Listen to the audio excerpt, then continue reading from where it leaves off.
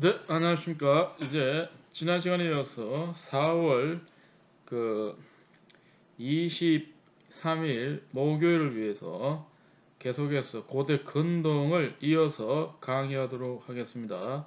자, 여러분들은 지난 시간에 멈춰진 데를 잠깐 보는데 이걸 일일이 다 하기보다는 이제 간단하게 마무리하고 미리 얘기한 것처럼 고대 근동에 관련돼서 그 서양학자들이 써놓은 글을 보면서 다루도록 할 테니까 이 수업을 할 수 있도록 하기 위해서는 블랙보드 강의 자료에 그 독일어로 되어 있는 서양 고대사 개론서 번역한 것이라고 해서 강의 자료가 있는데 그걸 복사를 해갖고 옆에 놓고 보셔야 이해를 할 수 있습니다. 저는 그거를 읽어가면서 설명하다가 원문 같은 걸 대조를 하도록 하겠습니다. 그때는 제가 기본적으로 원래 번역할 때 봤던 그 자료 자체를 보도록 하겠습니다. 그러니까 여러분들은 그거는 몰라도 되지만은 그 번역되어 있는 이 문서를 갖고 있어야 됩니다. 자, 그런 속에서 지난 시간에 고대 근동의 아수르바니팔 시대의 왕의 즉위와 이어지는 그 형제지간의 관계를 얘기를 했습니다. 그래서 자기 아버지였던 에살하돈이 그 형제들의 관계를 갖다가 결국은 자기가 자초한 화라고 생각이 되는데 동생을 큰 나라 아시리아 왕에 세우고 형을 갖다가 작은 나라 바빌로니아 왕에 세워서 이미 시작부터 뭔가 불길한 조짐을 보여주고 그러고 난 다음에 동생이 유별나게 형을 감시를 함으로써 형의 어떤 정신 입지를 곤란하게 만들고 특히 바빌로니아 침략당했을 때 빨리 구원군을 보내줘서 격퇴시키지 못하고 적이 물러가고 난 다음에 원군이 도착한다든지 하는 그런 오해를 쌓아가지고 결국은 그 형되는 사람이 군사적으로 열세임에도 불구하고 주변 나라들하고 동맹을 맺어갖고 652년에 놀랍게도 그 당시 근동의 패권국이었던 아시리아를 향해서 군대를 일으키면서 도전하게 되는 그런 일이 벌어졌다. 여기까지 얘기를 했습니다. 이것이 유명한 브라들 워페어라고 해서 형제 전쟁이다. 652에서 648년에 벌어졌던 그 전쟁이 있었는데 자 그래서 이 전쟁의 결과는 아무래도 군사력이 압도적으로 앞섰던 아시리아가 처음에는 좀 수세에 몰리다가 나중에는 반격을 가해서 그다지 그 군사적으로 위협되지 않은 바빌로니아를 제압하고 여세를 몰아서 엘람을 사내립 이후로 대략 수십 년 만에 다시 초토화 작전을 펼쳐서 완전히 거기를 갖다가 패망을 시켜버리고 엘람의 힘을 갖다가 많이 꺾어놔 버렸습니다.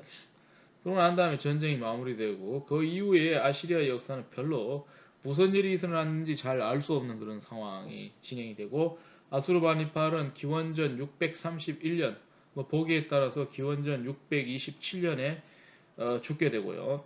죽는 과정은 뭐 자연사로 우리가 추정할 수 있고 그 이후에 국가 자체가 기강이 좀 해이해지고 그러고 난 다음에 그 후계자들이 무능했던 걸로 추측이 되는데 자식들이 있었음에도 불구하고 자발적으로 자기 권력을 갖다 제대로 어떻게 됩니까? 보증하지 못하고 주변 세력들에 휘둘리면서 특히 황관 세력이 발호하게 되어서 그들이 왕권을 갖다 좌우함으로써 아시리아의 막강한 군사적인 힘, 정치적인 힘이 쇠퇴하게 됨으로써 결국은 놀랍게도 아수르바니팔까지는 우리가 보기에도 세계 최강의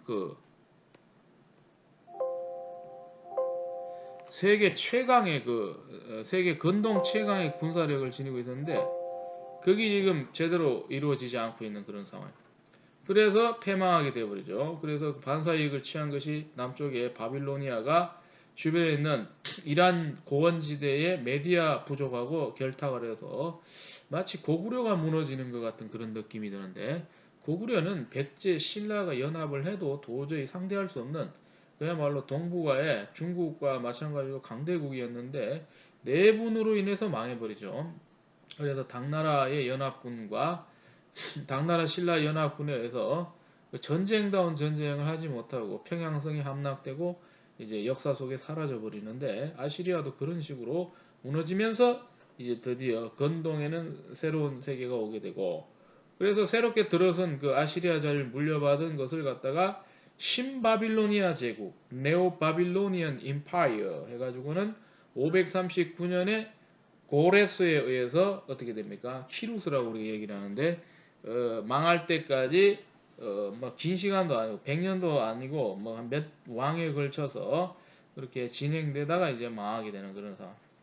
그 이후에 들어섰던 왕조를 우리가 뭐라고 하냐면은 이제 이거는 근동 왕조의 흔히 보는 메소포타미아 토박이들이 아니고 이란 쪽에서 출생했던 사람들이 이 고대 근동의 메소포타미아 지역의 패권을 장악했는데 이걸 갖다가 페르시아 제국이라고 그러고 왕조명을 따서 아카이메네스 왕조라고 얘기를 합니다. 이게 알렉산드로스 대왕에 의해서 기원전 330년에 멸망할 때까지 330년 정도로 보는 게 아주 정확하다고 할 수 있습니다. 알렉산더 원정은 334년, 그러고 난 다음에 331년에 결정적이었던 가우가멜라 전투에 의해서 패전하고 도망가던 키루스가 그 직후에 죽어버리죠. 키루스가 아니고 다리우스 왕이. 그래갖고는 멸망하게 되고 고대 근동 역사는 여기서 끝난다. 이렇게 얘기함으로써 오늘 뭐 긴 얘기는 하기가 그러고 나머지 것들은 뭐 여러분들이 수업 시간에 많이 다룬 거니까 그렇게 하시고 지금부터는 아까 얘기한 것처럼 어떻게 되냐 바로 이 게르케라고 하는 사람이 저술한 독일어 원본을 번역한 이 번역본을 가지고서 잠시 고대 근동을 지금까지 배웠으니까 고대 근동에 관한 얘기들을 갖다가 하도록 할 테니까 여러분들은 이 책을 갖다가 번역한 걸 보시면 돼요. 원본은 이렇게 돼 있어요. 이게 이렇게 돼 있는데 이게 뭐냐? 클라인의 게시시테 대 안티케 고대에 관한 작은 이야기. 그러니까 고대사의 요약본이라고 우리가 얘기를 할 수 있는데 이걸 보면서 얘기를 하도록 하겠습니다. 이 책은 1999년도에 나와서 좀 오래되긴 했는데 독일에서 대학생들이 서양 고대사를 이해할 수 있도록 하기 위해서 대학생을 전제로 하고 쓴 책이고 이걸 쓴 사람은 어떤 사람이냐 좀 소개를 해야 되는데 게르케라고 하는 사람입니다. 게르케는 유명한 독일의 남부의 날씨 좋은 도시 프라이부르크 대학에서 독일의 최남단이라고 있고요. 그 넘어가면 이제 스위스가 나오는데요. 이 게르케라는 사람이 이걸 저술을 했습니다. 근데 이 사람의 원래 주된 전공은 서양 고대사에서도 헬레니즘사가 전공입니다. 헬레니즘. 그러니까 알렉산더 대왕부터 해서 클레오파트라가 옥타비아누스에 패망할 때까지 그 역사를 갖다 우리 보통 그 323에서 30이라고 그러는데 요걸 헬레니즘사라고 그러거든요. 요걸 전공한 사람입니다. 이 사람이 쓴 책 중에 유명한 책이 헬레니스무스라고 하는 책이 있습니다. 헬레니스무스라고 하는 책이 있는데 이 책이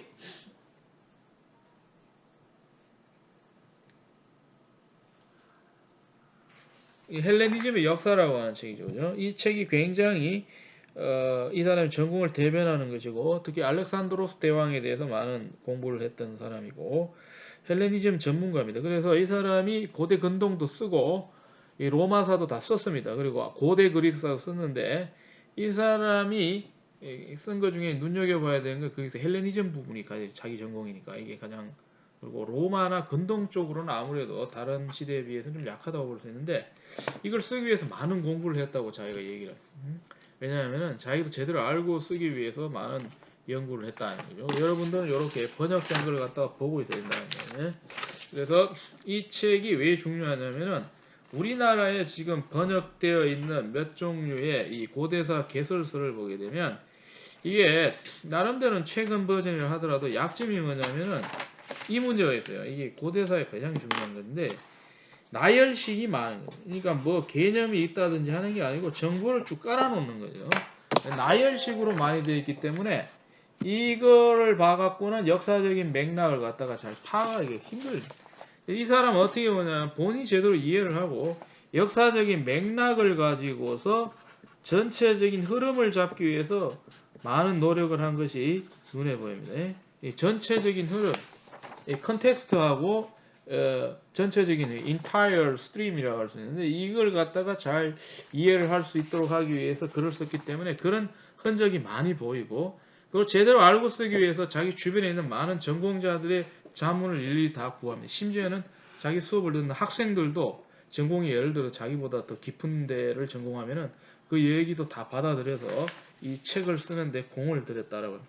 그래서 제가 느끼기에는 지금 우리나라 나와 있는 몇몇 개설서 우리나라 사람 쓴 건 없어요. 전부 다 외국 사람이 쓴 거 좋은 거를 골라갖고 우리가 번역한 거밖에 없는데 이것도 나열식의 한계를 벗어나기 힘듭니다. 이서구 번역의 그 서양 고대의 역사와 문명, 서양 고대의 역사와 문화, 그리고 이제 윤진 번역의 서양 고대의 서양 고대 문명의 역사 이런 책들도 좋은 번역이긴 하지만 이게 괴를 가지고서 그 서양 고대를 갖다 관통할 수 있는 그런 어떤 그 심오한 어떤 그 맥락을 잡아냈다고 보기 힘들죠. 그래서 이 책은 그걸 뛰어넘을 수 있는 책이기 때문에 우리나라 말로 번역하면 굉장히 유익하고, 한 가지 단점은 뭐냐면요. 예전에 제가 깊이 몰랐는데 번역을 하면서 깨달은 것은 이 서양 고대를 처음 막 배운 사람에게는 좀 버거운 내용. 왜냐하면 많은 게 생략이 돼 있어요. 그런데 어느 정도 이걸 알고 다시 보았을 때는 유익하다. 그럼 누구한테 좀 적절하냐면요. 그 학부 시절에 서양 고대사를 제대로 공부한 사람이 대학원에 가서 좀 더 자세히 알고 싶을 때 이걸 복습하면서 심오하게 들어갈 수 있는 그 중간 다리를 놔줄 때는 굉장히 중요한 책이 이 책이라는 그런 생각입니다. 막 바라보기에는 한계가 있습니다. 왜냐하면 가르치는 사람에게 설명을 많이 들어야 이해가 돼요. 이거는 맥만 잡기 때문에 분량이 작거든요. 분량이 작다라고 하는 거는 정보가 작다는 얘기고 어느 정도는 독자들의 상식적인 능력에 위임한 측면이 있다는 거예요. 그래서 이게 좀 약점이긴 하더라도 우리나라는 이제 이런 책도 나올 때가 된 것 같고, 심지어는 학자들 중에도 서양 고대가 전공이 아니면서 서양사가 전공이라든지 해서 좀 자세히 알고 싶은 사람, 기본적인 지식은 구축된 사람들에게는 이 책이 굉장히 중요한 책이다. 이렇게 얘기를 할 수가 있겠습니다. 그래서 지금 제가 깔아놓은 것은 지난 1월 달에 주로 많이 번역을 해놓은 걸 갖다가 여러분들에게 좀 더 복습하는 의미에서, 이때까지 뭐 서양 고대 근동을 다 얘기를 했습니다만 한 번 더 얘기를 한다 하면 이 책이 이제 10개 장으로 구성되어 있는데 그 1장이 고대 근동에 해당이 되고 2장도 그 연장선상에 있고요. 그러면서 그리스사가 들어옵니다. 2장에 막 맞물려 있죠, 그죠? 이 맞물려 있다는 게 중요한 것은 이것이 백과사전식으로 나열되어 있지 않고 괴를 가지고 움직인다라고 하는 그 독특한 특징이 있다라고. 그리고 그리스사가 전공이다 보니까 이 책의 약점은 로마사가 의외로 분량이 작아요. 보통 이런 정도의 책을 쓴다 그러면 로마사 쪽에 분량을 많이 잡죠. 그리고 대부분 로마사 전공자가 근동과 그리스와 로마를 다 써버리는데, 그렇기 때문에 그런 사람이 쓰면은 60% 이상이 전부 로마사를 쓰기. 근데 여긴 로마사 지분이 제가 봐도 30%도 안 됩니다. 그 정도로 어디가 많이 있냐면은 로마사 이전에 이 로마서를 이해시키기 위한 사전 단계인 근동과 그리스가 중첩되면서 긴밀하게 이게 묘사가 되고 있다. 그런 측면에서는 압도적인 책이다. 다만 로마사가 작기 때문에 로마사가 사실 얘기해야 할 건 많긴 한데요. 그 부분에 대해서는 좀 약점이 있는데 이건 다른 어떤 개설서, 기존에 나와 있는 윤진 번역이나 이서구 번역을 가지고 좀 커버할 필요가 있다. 이렇게 얘기를 할 수가 있겠습니다. 그래서 그런 걸 염두에 두고 우리는 이제 이 책에 대해서 소개는 그만하고, 여기 이제 보면 1페이지부터 여기 나오는데 서론부터 해가지고 주로 읽으면서 한번 설명을 좀 해보도록 하겠습니다. 서론부터 해가지고 여기도 이제 서론이 이렇게 나오죠. 푸아보르트 서론이 나오는데 저는 이제 번역한 거 보고 할 테니까 그걸 보시면 된다 이 말이에요. 자, 서양 고대사에 대해 아주 간략한 기본적 서술을 전혀 어렵지 않게 해낼 수 있다고 여기기 어려울 정도로 이 일은 하나의 도전이다. 자기가 이제 소감을 얘기를 하는 거죠. 서양 고대사를 어떻게 써야 되느냐라고 할 때에 자기가 이제 번역하고 난 다음에 느낀 바를 얘기를 하고. 자, 아주 많이 생략하고 불가피하게 강조만을 해야 하는 일에 직면하여 매 장절마다 고심과 회의를 느껴야 하는 것이다. 왜냐하니까 이게 마음 같았어요. 1000페이지, 2000페이지 쓰고 싶지만은 이런 책을 쓸 때에 쓸데없이 많이 쓸 수는 없고 필요한 것만 얘기하다 보니까 한계가 있는 게, 아무리 천재적인 사람도 뭐가 중요하고 중요하지 않은 걸 갖다가 그때그때마다 정확히 판단한다는 건 불가능해요. 그러니까 그런 선택을 해서 필요한 것만 뽑아서 자기가 가려고 하는 그 길에 맞춰서 글을 쓰다 보니까 쓰고 싶어도 써서는 안 되는 것들이 발생해요. 자기가 잘하는데도 매기한다기 때문에 안 써야 돼요. 이런 것들을 하다 보면 인간의 한계를 느낀다. 그리고 안타까운 마음이 있다 하는 그런 얘기가 됩니다. 현실을 따라갈 수밖에. 그럼에도 불구하고 내가 왜 이 책을 굳이 쓰게 됐느냐 라고 한 것은 하나의 이유가 있다. 여기 이런 얘기라고 했어요. 좀 뻔한 얘기인데 고대사를 새롭게 확고히 해내는 일. 확고히라고 하는 말이 좀 독특해가지고 제가 원문을 다시 봤는데 무엇을 번역했느니까 페르지셔런이라고 하는 말이 있습니다. 페르지셔런이라고 하는 건 확고히 하다는 말이 맞는데 보험 들다는 말도 맞아요. 우리 보통 이제 독일 말에서 이제 보험 들다는 말을 페르지셔룽이라고 하거든요. 이게 여러분들 언어를 배우다 보면 다 뻔할 뻔자를 알 수가 있는데 보험이라고 하는 건 다른 말로 하면 보증이거든. 보증. 뭔가 재난이 일어났을 때 보험 들어놓은 사람, 미리 돈을 내놓은 사람은 보장해주겠다 해서 독일 말이나 영어가 그게 그건데요. 페르지히어룽이라고 하는 개념하고 그러고 난 다음에 영어의 인슈런스라고 하는 개념이 그 말이다. 이게 어근을 잘 알아야 돼요. 어근을. 언어를 깊이 공부하면 다 보입니다. 그래서 이거 잘 보세요. 독일 말의 페르지히어룽을 보세요. 페르지히어룽.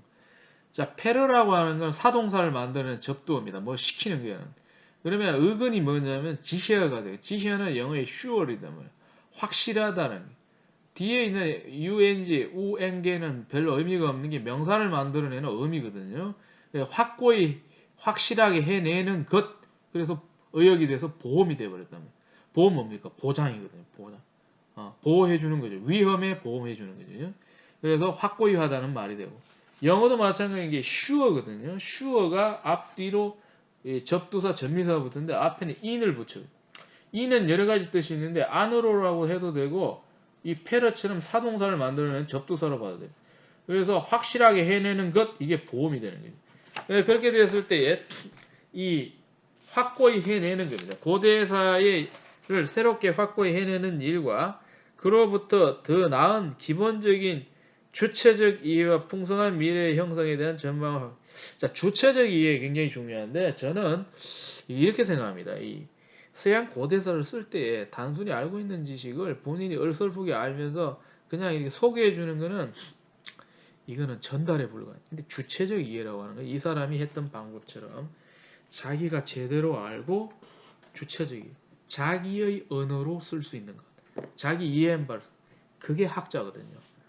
학자는 쉽게 말해서 기계처럼 이렇게 베껴 쓰기를 하는 게 아니고 자기가 아는 만큼 자기 힘으로 자기의 어떤 생각을 담아낸 자기 관점이 있는 거죠. 그죠? 그렇기 때문에 역사에는 관점이 있는 거고 사관이 존재하는 것입니다. 주체적으로 이해해서 이 시대에 필요한 자기가 이 글을 쓰던 20세기 말에 필요한 아니 20세기 21세기가 올 때 필요한 그런 서양 고대사를 위해서 썼다라고 하는 그런 의미가 여기에 담겨져 있다. 이는 바로 역사가의 책임을 이루는 말인데 당연하죠. 역사가의 책임.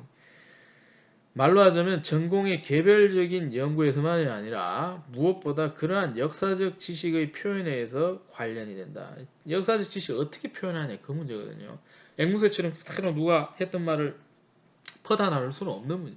그럼 자기가 이해를 해야 그 이해한 바를 갖다가 표현을 해낼 거죠. 포뮬레이트 해낼 것이다. 자, 그래서 사회적인 확정에 기하는 일이 된다는 거죠.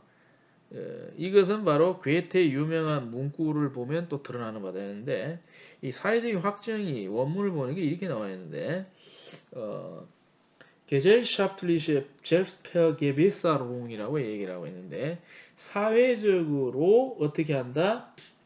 그 자기가 검토하는 것이네. 이게 페르게비사룽이라고 하는 말은 그 스스로가 맞는지 틀리는지 확인하는 걸 갖다가 원뜻으로 갖고 있어요. 그러니까 사회적인 자기 검토가 되는. 그래서 확실히 하는 거 이런 의미가 들어 있습니다.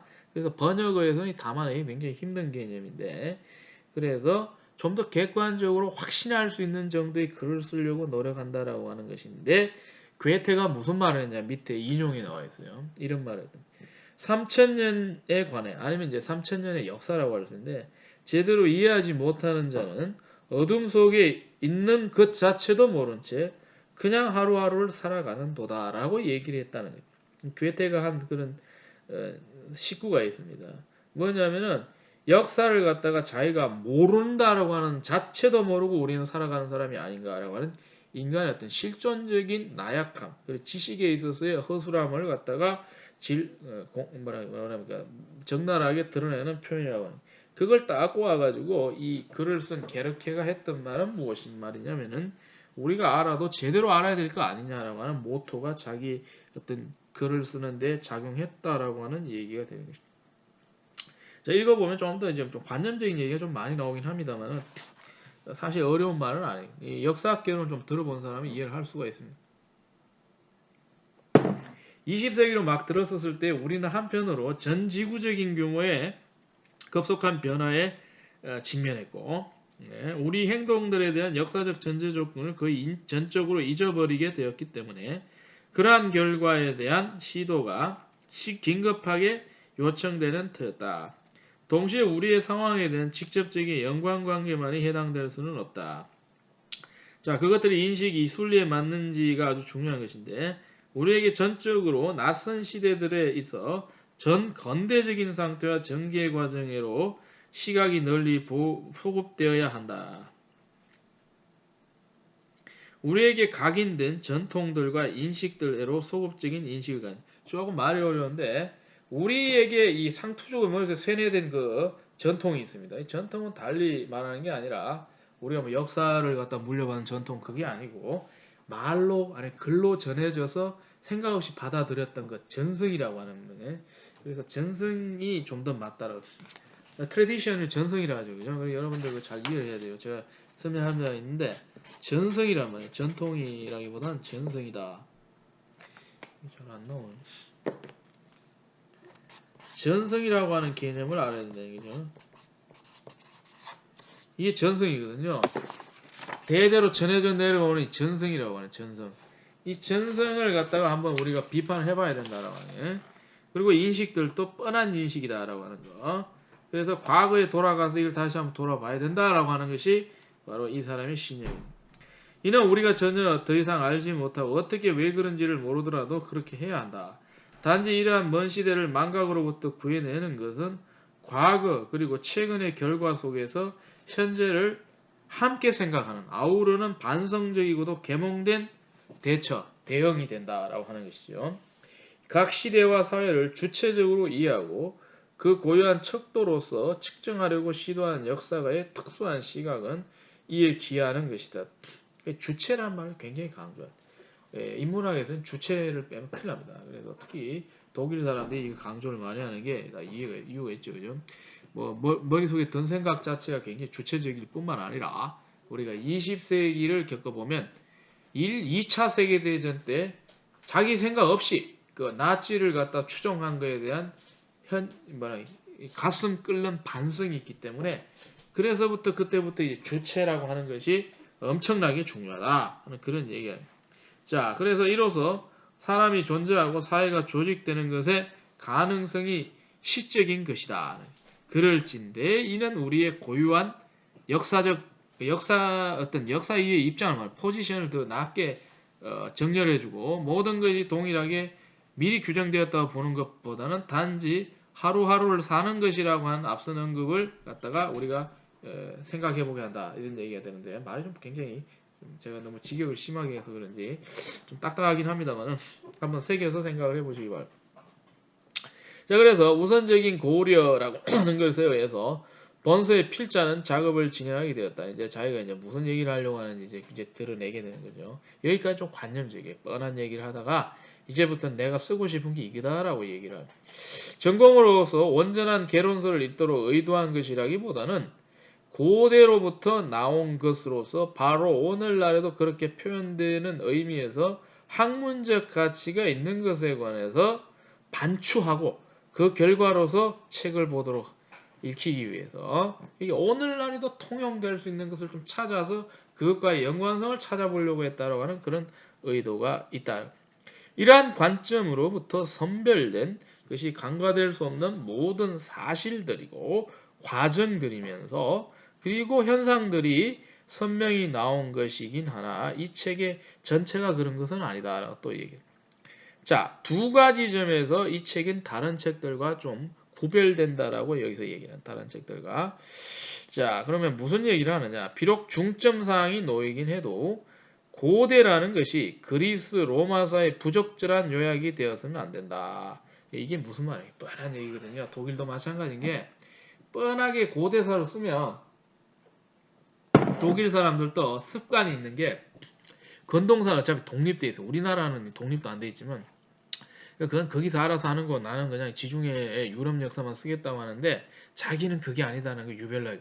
그렇기 때문에 여기 시간을 많이 투자했죠. 왜냐하면 자기가 건동사를 잘 모르기 때문에 이걸 이해하기 위해서 동료들의 도움을 많이 받았어요. 모르는 거 물어보면서 이해하면서 그렇게 좀 제대로 알고 쓰려고 노력했다라고 하는 거. 자, 그러니까 저도 그걸 얘기할 수 있는데 보통은 이 역사학에서 고대사는요. 이 고대 근동 안 집어넣습니다. 독일의 학제에서는. 고대 근동학이 독립이 되어 있기 때문에 거기서 고대 근동학 역사가 나오거든요. 그렇지만 이거는 이 사람의 강한 의지는 이걸 다 포섭해서 한번 써보려고 했대요. 왜? 연관고리가 있다라고 하는 거죠. 연관고리. 없어서 독립한 건 아니지만은 나는 연관고리를 찾아서 근동사가도 아니지만 그거를 집어넣어서 유럽 지중해 역사로 가는 길을 갔다가 뭔가 실마리를 주고 싶다라고 하는 그런 의지가 있었다는. 그래서 다시 한번 얘기를 하자면 저한테 여러 번 설명을 들었지만 유럽의 학제는 말이죠. 독일이나 뭐 미국이나 영국이나 마찬가지인 게 우리나라처럼 고대사 하면 이게 다 들어가 있어요. 한국은. 그죠? 왜냐 근동학 자체가 독립돼서 과가 없으니까. 근동하고 그리스 로마가 다 들어있는데 이제 유럽의 학제는 어떻게 되느냐? 이게 이제 어떻게 돼? 독립이 되어 있다는 거죠. 근동은 지역학에서 배워버리는 거죠. 예. 언어학이나 지역학에서 배우는. 그리고 고대사라고 하는 것은 역사학에서 배우는데 이게 딱 그리스 로마가 또 이렇게 나눠져 있어요. 예? 나눠져 있어요.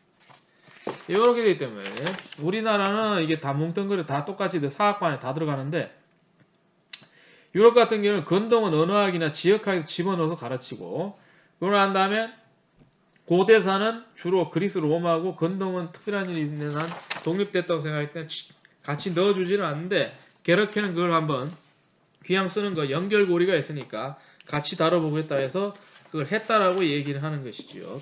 이게 중요해요. 이게 독특하게 다른 거 봐도 이렇게 같이 엮어서 고대사 안에 넣는 게 잘 없어요. 얘들은 이미 독립이 되어 있기 때문에 이 사람은 이걸 굉장히 지금 중점 사항에 놓았다는 거고.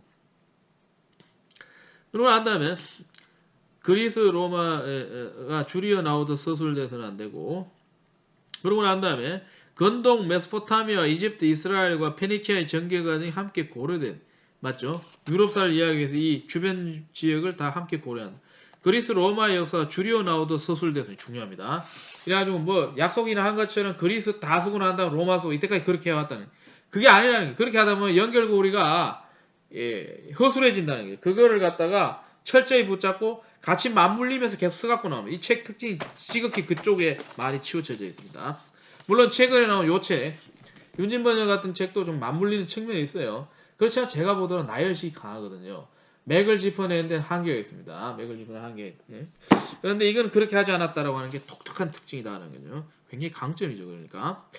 그러고 난 다음에 이 가능하면 병행적 있죠. 패럴렐이라고 합니다. 패럴렐. 예, 패럴렐 여러분 개념 잘 알아야 됩니다.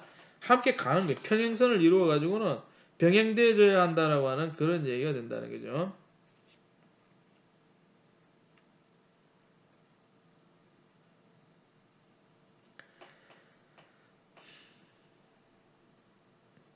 예, 파랄렐이라고 나와요. 여기 제가 찾았는데 파랄렐 영어도 파랄렐이고 병행적이 된다는 개념 잘 알아야 됩니다. 파랄렐이라고 하는 거. 예. 이거 쓸 줄도 알아야 돼요. 파랄렐, 패럴렐이라는 병행적이 된다는 병행적. 패럴렐이라고 하는 거. 패럴렐. 자, 병행적으로 써가지고 이해를 시켜야 되겠다는 그런 얘기를 하게 된다는 거예요. 자, 그렇게 해가지고 그 이유는 뭐냐면 로마 제국의 문명과 그것의 계승, 그죠? 이후에도 살아남은 거죠.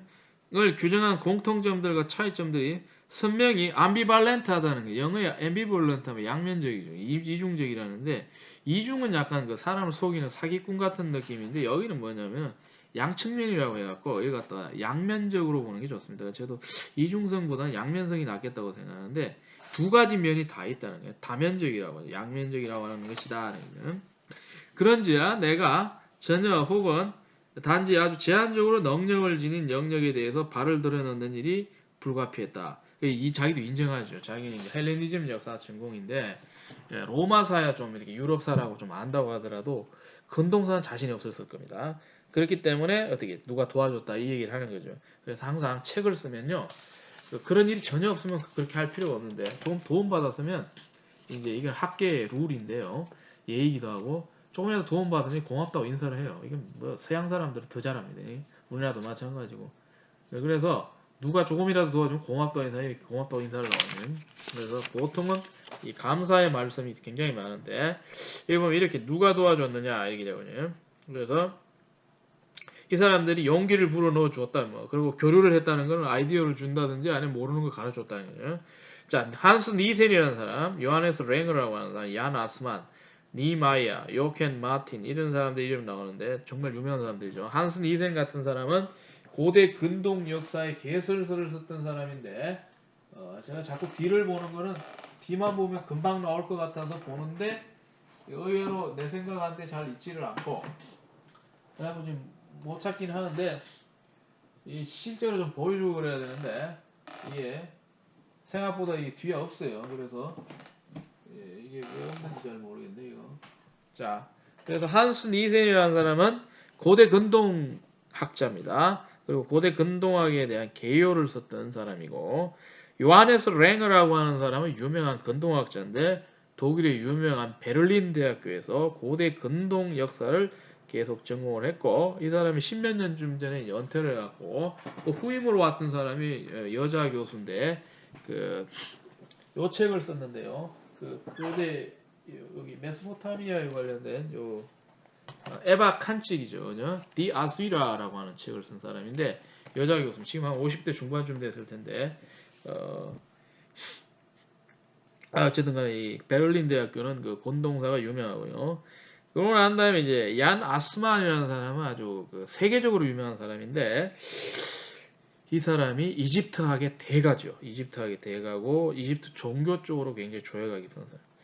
그 외에 이제 뭐 니마이어랄까 요켄 마틴 등인데 요켄 마틴이 로마사가입니다. 로마사가고 교과서를 많이 집필했던 학생들을 위한 집필에 좀 조예가 있는 사람입니다. 이런 사람들한테 도움을 받았다는 거예요. 도움을 받았고 난 다음에 또 미하일 존머라는 사람입니다. 이 사람한테는 유대인이나 아니면 이제 페니치안 문명에 대해서 도움을 받았다는데 이 존머라는 사람이 유명한데 이 사람이 교수 논문을 썼는데 하빌리타치온이라고 이걸 갖다 쓰는데 제목이 뭐냐면 기후의 신에 관해서라고 이렇게 두꺼운 책이거든요. 기후 알죠? 날씨신 고대 근동의 날씨에 관련되어 있는 책을 갖다가 집대성을 해요. 집대성을 해가지고는 그걸로 교수 자격증을 취득했던 사람이다. 되게 재밌습니다. 연구가. 그러니까 뭐 이런 사람들이 고맙다고 생각하는데 밑에 내려가고 이제 이걸 보게 되면 자 프라이부르크 대학에도 감사를 한다. 자기가 몸담고 있는 대학인데 여기는 인문학이 발달하다 보니까 특수 프로젝트들이 많은데 그 연구자들의 어떤 도움을 많이 받았다. 이렇게 얘기를 하는데요. 이 프라이부르크 대학의 고대사 자체가 굉장히 지적인 분위기가 있고 그리고 특수 연구 분과인 이 보면은 이런 게 있어요. 구비선과 문헌선 간의 이행과 확장 영역 말 자체 굉장히 힘들죠, 그죠? 자 구비한다는 말로 전해줘. 문헌선이라는 게 문자로 나가는 거죠, 그죠? 예, 이것 간에 이행 단계가 있다면 일로 여기서 이쪽으로 넘어가는 거 그걸 어떻게 확장해서 볼 수 있을 것이냐 이런 프로젝트가 있다는 거죠. 이런 프로젝트를 하는 사람들에게 이제 도움을 받았다는 거예요. 정체성과 고대성 그리고 난 다음에 거기서 상시적이고 생생하고도 여린 사고의 교환, 여린 사고라기보다는 섬세한 사고를 보는 게 좋습니다. 동료 학생들 간에 그러한 교환이 있었기 때문에 이 책을 쓸 수 있었다. 이렇게 얘기를 하고 있습니다. 자, 그러고 난 다음에 많은 것들 우선적으로 대화를 통해서 얘기를 했고 그들의 많은 도움을 갖다가 받았다. 그러고 난 다음에 출판사에 대한 감사 그러고 난 다음에 인내를 가지고 기다려줬던 가족들에 대한 감사 해가고 난 다음에 이제 끝나고 이제 서문이 끝나는 거죠. 예, 서문 얘기하다 보니까 시간이 많이 가버렸는데 이제 뭐 시간이 좀 많이 갔지만은 그래갖고 이제 서문을 다 끝내면 1장으로 넘어가갖고 고대 건동의 문화 해갖고 나오죠. Die Hochkulturen im Nahen Osten, Religion, Technologie und Herrschaft. 종교, 기술, 그리고 지배 해갖고는 이제 들어가는데 자 여기 이제 제가 한번 보도록 하겠습니다. 자 1장인데요. 건동의 고등문화라 해가지고 역사는 힘을 가지고 시작되는데 정확히 말하면 힘을 조직함으로써 시작됩니다. 자 여기 힘이 그죠? 무슨 힘인지를 제가 봤더니만 이 게발트라고 하는 힘이 있습니다. 독일어의 힘을 나타내는 주요 3대 단어가 있는데 여기서 게발트가 약간 독특한 뜻, 범위가 좀 좁고 크라프트라고 하는 게 일반적으로 제일 큰 범위를 크라프트라고 하는 거하고 게발트라고 하는 거하고 막트라고 하는 게 있어요. 힘은 힘인데 다 달라요. 자, 크라프트라고 하는 건 우리가 흔히 막 힘 빠진다 할 때 이 힘입니다. 그러니까 물리적인 힘을 크라프트라고 하는 거, 물리적인 피지컬하는데 요거는 뭐냐면 요 게발트는 물리적인 건 맞는데 요 힘하고 좀 다른 게 요거 조금 여기서 깊이 들어가는 개념인데 권력도 되고 완력도 되고 그러한 다음에 뭔가 남을 누를 수 있는 힘 이거가 됐습니다. 그래서 여기서 이제 권력이라고 해도 되고 그런데 마트는 완전히 권력이에요. 정치 권력을 말할 때 마트. 이런 식으로 약간 섬세한 차이가 있습니다. 근데 이 게르케는 게발트라고 썼습니다. 이 게발트라고 왜 썼는지는 깊이 읽어봐야 알 수 있는데 이 게발트는 영어로 옮기면 뭐냐 바이올런스 같은 게 폭력으로도 많이 쓰이거든요. 바이올런스라 해서. 자 그래서 역사는 힘을 가지고 시작되는데 정확히 말하면 힘을 조직함으로써 시작. 이게 뭡니까? 문명이 시작된다는 게 힘을 조직한다는 거는 내 혼자 힘세고 끝나는 게 아니라 남하고 같이 사회생활하면서 이 질서를 잡는 거죠. 내가 힘이 더 세니까 내가 더 높은 자리 갖고 그런 얘기인데 이에 관해서 기원전 3000년까지 그 기원이 추적되는 길가메시 서사시를 보게 되면 이런 대목을 이해할 수 있다. 자, 이 시에는 이런 대목이 나온다는 거죠. 자, 그는 그 땅의 영토 내에서 모든 것을 보았다. 바다를 알았던 자는 모든 것을 알게 되었고 흑암을 마찬가지로 관조하였으며 그는 지혜, 사물에 대한 지식을 모두 지니고 있었다. 하나 좀 생략하다가 원문에도 생략이 되어 있고 그는 우룩평지를 둘러사는 성벽을 짓도록 했고 즉 거룩한 에안나를 둘러사는 빛나는 동산을 짓게 했다. 청동의 접시처럼 빛나는 그 성벽을 보라. 그 밑바닥을 보라. 누구의 작품과도 비교할 수 없는. 그는 위대한 신과 온전히 같은 형상의 것, 즉 길가메시를 창조했다. 하고 또 생략이 또 있고. 그러고 난 다음에 이제 쭉쭉쭉쭉쭉 나오는데 자, 길가메시의 시를 가지고 좀 얘기를 하고 있는데 이게 이제 무슨 얘기를 하냐면 문명이 출현하게 되는 그 과정에 대해서 시를 가지고서 좀 이렇게 요소요소를 찾아보려고 하는 그런 어떤 의지가 있어요. 이걸 보게 되면 이제 길가메시 얘기를 좀 해야 되는데 이 길가메시에 대해서는 상식 좀 알아놔야 됩니다. 이것은 기원전 3000년기에 수메르 지방에 있었던 신화를 얘기하고 있네. 뭐에 대한 신화냐면 들어봤죠. 홍수에 관한 길가메시. 길가메시라고 하는 이 뭐가 있냐면은 사람이 있었는데 이 사람이 어떻게 돼요? 우룩의 이제 다스리는 왕으로 우리가 알 수 있는데 이 사람의 치하에서 무슨 일이 벌어지냐면은 그러니까 이게 사람의 역사라기보다는 신화에 가까운데 그 홍수가 내리게 되는 그런 얘기가 됩니다. 홍수가 내리게 되는 이 얘기인데 재밌는 것은 왜 홍수가 많이 나느냐 하면 굉장히 코믹한데요. 그 당시에 이 바빌론, 이 수메르에는 수많은 신들이 있었는데 이 신들이 날마다 지상에 있는 사람들이 자꾸 희생 제물을 받죠. 제사를 지내는데 그거거든요. 뭐 해달라, 뭐 해달라. 비 오게 해달라. 그러고 난 다음에 비 안 오게 해달라. 농사 잘 짓게 해달라. 자식 낳게 해달라. 누구하고 전쟁하는데 이기게 해달라. 뭐 뻔한 거 아닙니까? 그죠? 이런 걸 자꾸 하다 보니까 결론이 났단 말이에요. 그래서 신들끼리 회의를 했어요. 신상회의라고 그러는데 천상회의인데 뭐 이런저런 다양한 임무를 맡아보는 신들이 결론을 내렸는데 우리가 지금 신으로서 지금 자유를 누리지 못하는 게 말마다 우리한테 달달달 뻗으니까 그 기도 소리, 연기 소리가 올라오는데 못 견디겠다. 사람을 좀 없애버리자. 그럼 어떤 방법이 있겠냐 했을 때 자기들끼리 심사숙고해서 결론 내린 게 비를 많이 내려서 사람들 다 죽여버리자. 그래야 우리가 두 다리 뻗고 잘 수 있다. 이래갖고 시작된 것이 이제 길가메시 서사시라고. 그래갖고는 이제 다 죽이기는 그렇고 내가 보기에 아까운 사람이 몇 명 있는데 그 불쌍한 사람 한 사람은 살려주자. 그 집안 사람들. 해갖고 이제 그 살아남은 게 누구냐면은 이제 우트나 피쉬팀이라고 하는 사람이 이제 그 얘기를 전해 듣게 되는데 그 사람이 이제 살아남게 되는 그런 얘기거든요.